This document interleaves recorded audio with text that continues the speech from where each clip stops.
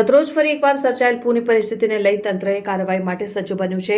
રવિવારે બપોર બાદ મેઘરાજાએ ધમાકેદાર બેટિંગ કરી હતી, જેના કારણે બપોરના 12થી સાંજના 6 વાગ્યા સુધીમાં 96 mm આશરે 4 ઇંચ જેટલો વરસાદ થયો હતો।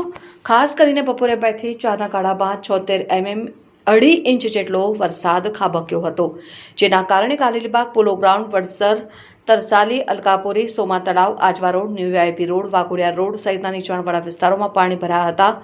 લોકોની ચિંતામાં ફરી એકવાર વધારો થયો હતો। આ સમયે વડોદરા મહાનગરપાલિકાના મ્યુનિસિપલ કમિશનર દિલીપ રાણા દ્વારા city command and control centre ખાતે બેઠકનું આયોજન કરાયું, જેમાં પાલિકાના પદાધિકારીઓ, પોલીસ અધિકારીઓ ઉપસ્થિત રહ્યા હતા। આ સંદર્ભે મેયર દ્વારા માહિતી આપતા જણાવ્યું હતું કે ઉપરવાસમાં પડી રહેલ વરસાદને કારણે આજવાની સપાટી વધતા વિશ્વામિત્રીમાં પણ આવક અને સપાટી વધી હતી અને વિશ્વામિત્રી નદી કિનારાના વિસ્તારના લોકોને સલામત સ્થળે ખસેડાયા છે। બસ વ્યવસ્થા કરાઈ હતી। સાથે જ પરિસ્થિતિને પહોંચી વળવા માટે તંત્ર સજ્જ છે, જે સંદર્ભે વિસ્તૃત માહિતી આપવામાં આવી હતી। વડોદરામાં તાત્કાલિક સવારે લગભગ 1.5 કલાકમાં 2.5 થી 3.5 ઇંચ જેટલો વરસાદ વરસી ચૂક્યો છે અને ઉપરવાસમાંથી વરસાદના પાણીની આવકનો આવરો પણ સતત ચાલુ જ છે। પંચમહાલ હોય કે પાવાગઢ બાજુ વરસાદ ચાલુ હોવાના કારણે આપણે જોઈ શકીએ છીએ તેમ આજવાનું સ્તર સતત વધી રહ્યું છે, તો વિશ્વામિત્રીની સપાટી પણ કાલાઘોડા પાસે 19 ફૂટની ઉપર વહી રહી છે।